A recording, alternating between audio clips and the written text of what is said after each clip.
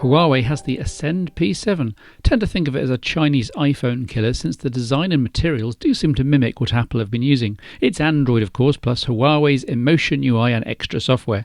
There's a 5-inch 1080p display, a 1.8 GHz quad-core processor, a 13 megapixel rear-facing camera, and unusually an 8 megapixel front-facing camera. To be honest, there's little here that jumps out other than the materials and overall design. And I bet that, like the P6, its display will suck outdoors in the sun. Don't they have sun in China?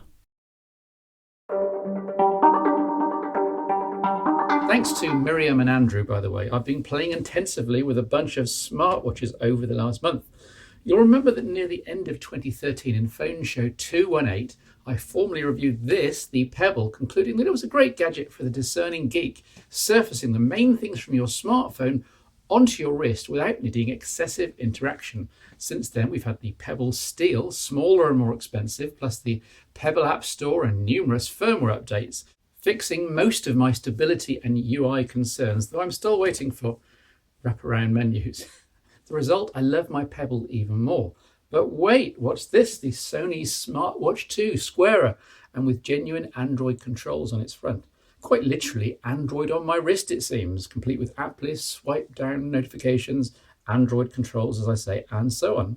And this, the Samsung Galaxy Gear, swipes in each direction, launch the camera, launch the dialer, close apps, and let you scroll through all the pre-installed and add-on applications. Now, I don't want to get sucked into a comparative review of the three smartwatches, not least because the Samsung one wasn't the latest version, and because every company under the sun, not least Apple, seems about to launch their own variants on the concept. But after playing with these three for a few weeks, I did come to some conclusions about smartwatches in general, and I thought you might be interested. Firstly, out in the real world, trying to do much interacting by touch on a smartwatch is a recipe for frustration. Imagine if your smartphone screen was only an inch in size and you had to swipe and tap on something so miniature. It's just almost impossible. Yet manufacturers are largely assuming that we want to do this and pay for the privilege simply because the touchscreen's on our wrist. Secondly, the beauty of the smartwatch concept, done right, is when there's maximum information coming from the watch and minimal physical interaction with it. Think driving or walking or hanging from a tube train or bus strap or out with your family. In each case, there's time to glance at what it's telling you and maybe do a couple of swipes or taps or a couple of button presses, but no more than that. And this is where the touchscreen smartwatch UIs fall down. They require you to look at them for relatively long periods in order to see where your fingers are swiping and tapping. When driving in particular, this means that your eyes are necessarily off the road for longer. And then this activity, I'm sure, borders on illegal and could certainly be dangerous. In contrast, button-based UIs, as on the Pebble, require a glance down only and maybe a button press or two, which can usually be done while your eyes are back on the road. An example, well, trying to pause and resume a podcast playback from hours earlier instantly without looking. It's like shut down Explorer. Something that's a one-press instant doddle on the Pebble, try that on one of the touchscreen UI smartwatches. However, who needs buttons at all? You'll remember my old fake smartphone concept from the future in Phone Show 154, filmed in 2011 and looking ahead 4 years, in which almost everything was done by voice, Star Trek style.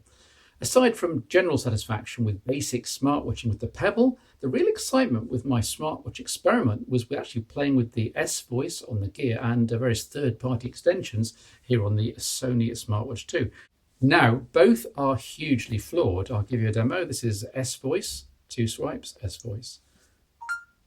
Who recorded Dark Side of the Moon?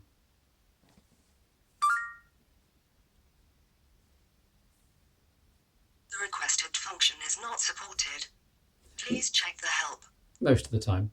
While the Sony third-party extensions merely bump your voice requests to the phone and everything gets reported back on the latter.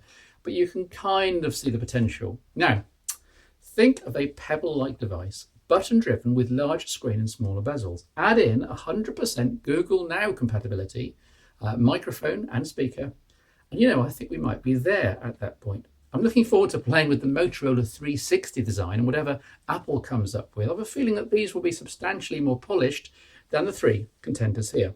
Of this crop, all of which largely worked as advertised, I was impressed by the gadgetry displayed across the board.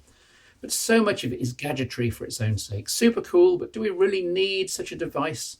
Until the tech is ready to implement my own vision of the future, I think I'd recommend keeping it simple and functional. Less is more, etc., which is why I've ended up probably with the Pebble as my day-to-day smartwatch. My new Phone Show 154 from 2011 talked about what might be possible in 2015. That's amazingly only a year away now. My guesstimate of hardware looks like it's not going to be far off. The future is nearly here. I'm looking forward to it. Here's a riddle for our age. Why do accessory product titles have to be so long? And I quote, the Samsung Galaxy S5 leather case with aluminium lining, slate black folio style. Phew. Well, I guess it's descriptive, but ProPorter could equally well just call it the Galaxy S5 case because this product is spectacular, really. The folks at ProPorter sent over a number of designs for me to review, but this one stands out in every way. And don't worry if you haven't got a Galaxy S5, there are variants for other top smartphones. Style, well, real leather with premium red stitching all round. It's beautifully made. Protection, the front has a sheet of aluminium encased. The rear is hinged leather backing onto a rubberized polycarbonate shell in which the precious Galaxy S5 sits. Usability, well, all buttons and jacks are easily accessible and the flip clamps over onto a magnetic clasp that should be very hard wearing. Gadgets, well, there's a handy slot here for your debit or credit card, or perhaps a donor card of some kind inside the front flap. And the hinged back means that the case converts into a perfect landscape mode stand for watching video content on your Galaxy S5. Add in the usual ProPorter lifetime guarantee, providing replacement if the case ever fails or lets you down in any way. This case is £30, but worth it in my view. You'll get literal pleasure from picking it up and using it and fondling it.